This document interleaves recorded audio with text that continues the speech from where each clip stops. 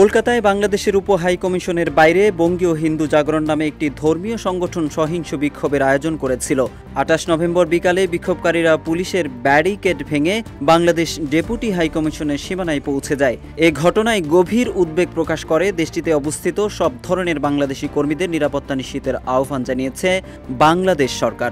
এদিকে শুধু বিক্ষোভ করে ক্ষান্ত হয়নি কলকাতার বিক্ষোভকারীরা, তারা বাংলাদেশের জাতীয় পতাকায় আগুন ধরিয়ে পতাকার অবমাননা করে এবং বাংলাদেশের অন্তর্বর্তী সরকারের প্রধান উপদেষ্টার কুশপুত্তলিকা পোড়ায়। এদিকে এই ঘটনায় নয়াদিল্লিকে কড়া বার্তা দিয়েছে ঢাকা। ২৯ নভেম্বর এক বিজ্ঞপ্তিতে সরকারের উদ্বেগের কথা জানায় বাংলাদেশের পররাষ্ট্র মন্ত্রণালয়।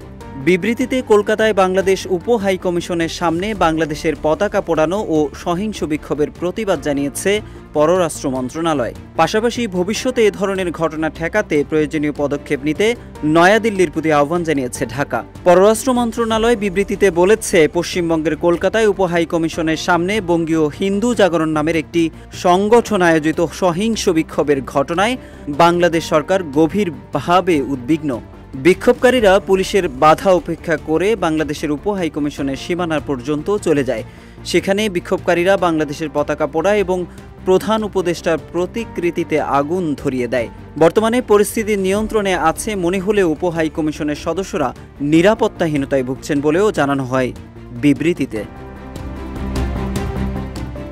এদিকে বিবৃতিতে তীব্র নিন্দা জানিয়ে বলা হয়, বাংলাদেশের জাতীয় পতাকার অবমাননা ও অন্তর্বর্তী সরকারের প্রধান উপদেষ্টার প্রতিকৃতি পোড়ানোর মতো দুঃখজনক ঘটনার তীব্র নিন্দা জানাচ্ছে সরকার। ভবিষ্যতে এ ধরনের ঘটনা ঠেকাতে প্রয়োজনীয় পদক্ষেপ নিতে ভারত সরকারের প্রতি আহ্বান জানিয়ে বিবৃতিতে আরও বলা হয়েছে, বাংলাদেশ যে কোনো ধরনের সহিংস কর্মকাণ্ডের নিন্দা জানায়।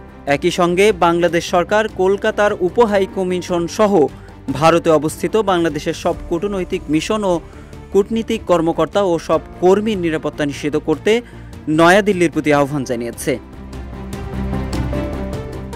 সম্প্রতি বাংলাদেশ ও ভারতের মধ্যে পাল্টাপাল্টি বক্তব্য বিবৃতি চলছেই। গত কয়েকদিনের মতো শুক্রবারও দুই দেশের পররাষ্ট্র মন্ত্রণালয়ের তরফে প্রতিবেশী দেশের উদ্দেশ্যে পারস্পরিক ইস্যুতে বার্তা দেওয়া হয়েছে।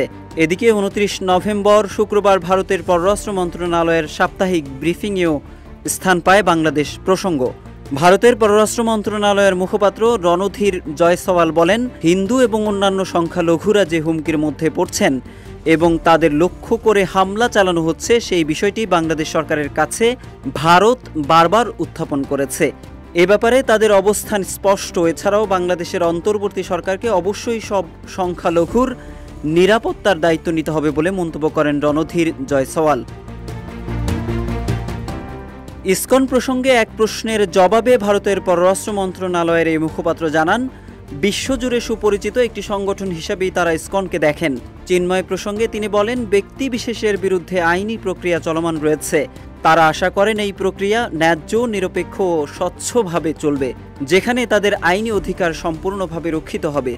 তবে ভারত ও বাংলাদেশের মধ্যে চলমান আমদানি রপ্তানি যেভাবে চলছে তা চলতে থাকবে বলেও মন্তব্য করেছেন রণধীর জয়সওয়াল। উল্লেখ্য, সম্মিলিত সনাতন জাগরণ জোটের মুখপাত্র চিন্ময় কৃষ্ণকে গ্রেপ্তারের পর বিবৃতি দেয় ভারত সরকার।